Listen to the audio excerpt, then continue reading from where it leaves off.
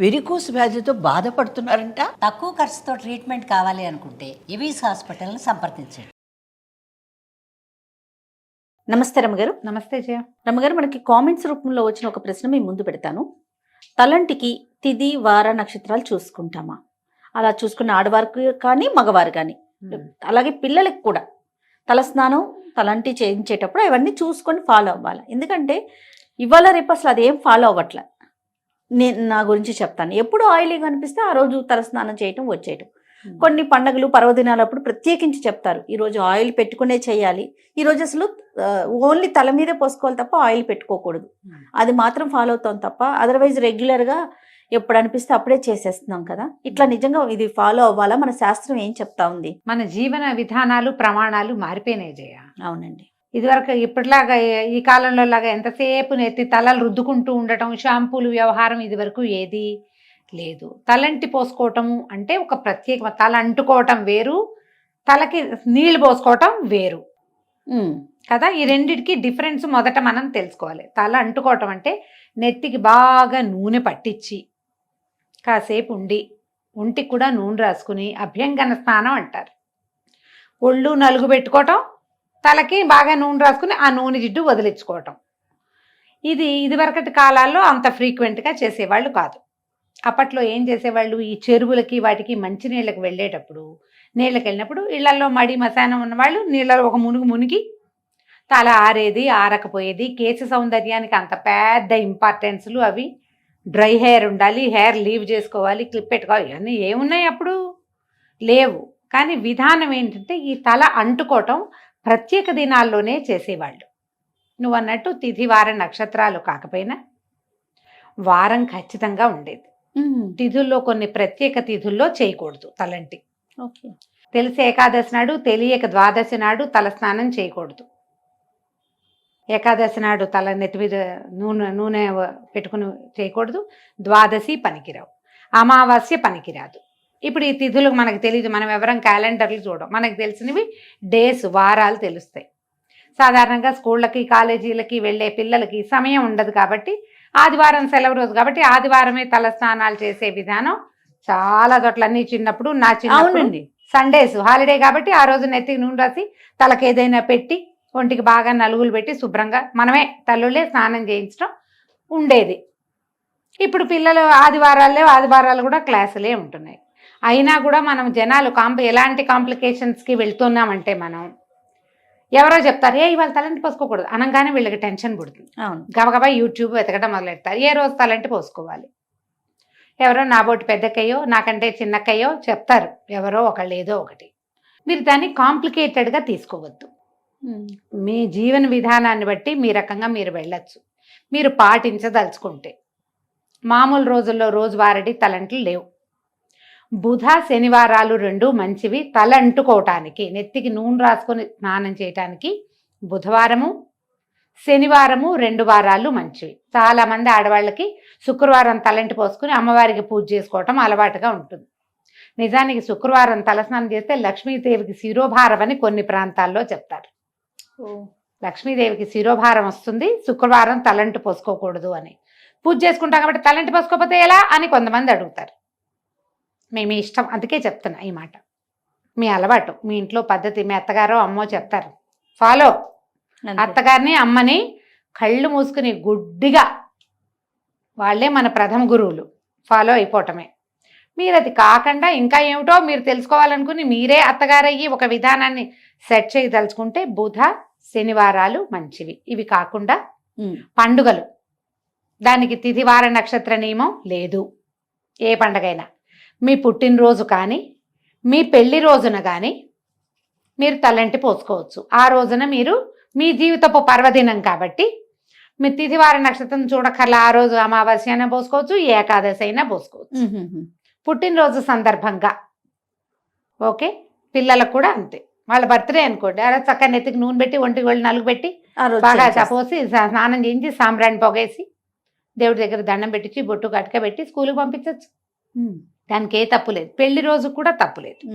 ఈ 2 తర్వాత వ్రతాలు అవి వస్తాయి, వ్రత నియమాలు ఉంటాయి. ఈ వ్రతాన్ని రోజున తలంటి పోసుకోవాలన్న నియమం ఉంటుంది.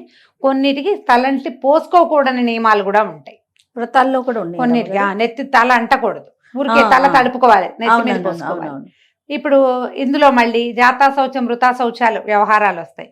అప్పుడు ఎక్కడికైనా వెళ్ళకూడని చోటికి, అంటే అక్కడికి వెళ్ళి స్నానం చేయాలి మనం అనుకోండి, అప్పుడు నెత్తికి నూనె పెట్టుకోవటం లాంటి పనులు చేయకూడదు. వచ్చి డైరెక్ట్గా బాత్రూంలోకి వెళ్ళటం, బట్టల మీద నుంచే దిమ్మరించుకోవాలి. సచేల స్నానము అని చెప్తారు. ఎవరింటికైనా పలకరింపుకి 10 రోజుల లోపల కానీ అక్కడే భరణించిన సమయంలో కానీ మీరు వెళ్తే వచ్చాక ఇక బట్టలు విప్పి పక్కన పెట్టడం, మూల పెట్టడం ఏం లేదు. సచేల స్నానమే చేయాలి. నెత్తి మీద నుంచి బట్టలన్నీ తడిసిపోయేలాగానే స్నానం చేయాలి. అప్పుడు తిదివార నక్షత్ర నియమం లేదు, నెత్తి పోసుకోకూడదు కదా, అలా ఆలోచించకండి. జుట్టు జిడ్డుగా ఉందనుకుంటే మనకి షాంపూలు ఉన్నాయి, బాత్రూముల్లోనే ఉంటాయి, కాస్త షాంపూ చేసేసుకుంటే తల ఎండకపోవటం వల్ల వచ్చే సైనసైటిస్ లాంటి ఇష్యూస్ ఉంటే అవి రాకుండా ఉంటాయి. చిన్న పిల్లలు ఉన్నప్పుడు ముందు వారం అంతా కొద్దిగా నూనెలేవో పెడతాం, ఆదివారం చేసేయండి. మామూలుగా ఏంటంటే ఏం చెప్తారంటే ఆదివారం అంత మంచిది కాదు అంటారు. అందుకని మా వాళ్ళు ఏం చేసేవాళ్ళు అంటే రోజువారీ నూనె పెట్టేవాళ్ళు. ఆదివారం స్పెషల్ నూనె ఫీలింగ్ ఉండేది కాదు. అదే తల ఎలాగూ జిడ్డుగా మురిగ్గానే ఉంటుంది. అలాగే జిడ్డుగానే వెళ్ళేవాళ్ళం స్కూళ్ళకి, టైట్గా 2 జళ్ళు వేసుకుని మొహాల మీదకి నూనె గారుకుంటూ రిబ్బన్లతోటి. మీరు వేసుకున్నారా 10th క్లాస్ దాకా 2 జళ్ళు వేసేది మా అక్క. ఇక్కడ దాకా చొక్కాలు, ఇక్కడ బ్లౌజులన్నీ జిడ్డుగా అయ్యేవి ఆ నూనె జిడ్డుతోటి. ఇలాగే చేస్తూ మీరు ఇందులో తలంటు పోసుకోవటం వేరు, తల స్నానం చేయటం వేరు. మీకు ఏదో జిడ్డు ఇబ్బంది, ఎక్కడికైనా వెళ్ళాలి, ఇంకా నెత్తికి నూనె పెట్టుకోవద్దు, వాష్ చేసుకోండి షాంపూతో, సరిపోతుందిగా. అంతే. అదే ఆలోచించండి. ఇప్పుడు మనకు అసలు నూనె రాసుకునే అలవాటే లేదు, కొంతమందికి ఉండదు. ఇది కొంచెం అంత హెల్దీ కాదు.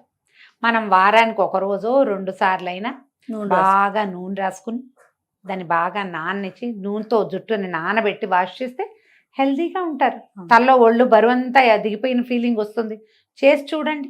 మగవారికి ఏమైనా స్పెసిఫిక్ డేస్ ఉన్నాయా రమ్మగారు?